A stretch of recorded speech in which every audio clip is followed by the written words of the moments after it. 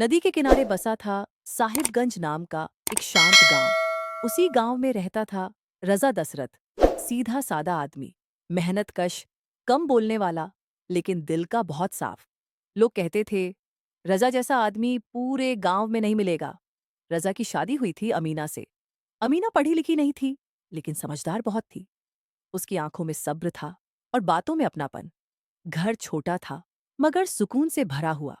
साधारण जिंदगी। रजा सुबह अजान से पहले उठ जाता, नमाज पढ़कर खेतों की तरफ निकल जाता।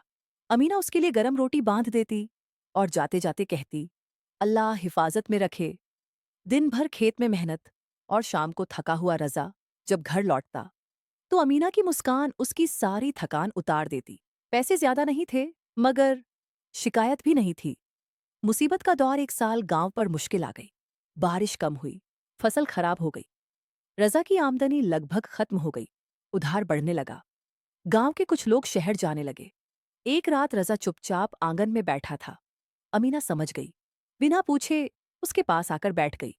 अगर शहर जाना पड़े तो चले जाओ, अमीना बोली। मैं इंतजार कर लूंगी। रजा की आंखें भर आईं। अकेली कैसे रहोगी? सब्र के साथ उसने जवाब दिया। बिछड़ने का वक्त रजा शहर चला गया। मजदूरी, ठंडे फर्श, अनजान लोग। जिंदगी आसान नहीं थी। कई बार उसे लगता कि सब छोड़कर वापस चला जाए। और गांव में अमीना, वही घर, वही आंगन, वही खामोशी। वह रोज चिट्ठी लिखती, मैं ठीक हूं, तुम हिम्मत मत हारना। इम्तिहान एक दिन अमीना बीमार पड़ गई। पड़ोसियों ने इलाज कराया, लेकिन हालत बिगड़ती रही। रजा को खबर पहुंची तो वह सब कुछ छोड़कर भागा।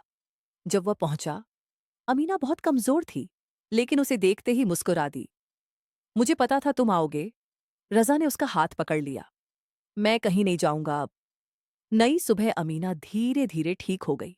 रजा ने तय किया, अब शहर नहीं जाएगा,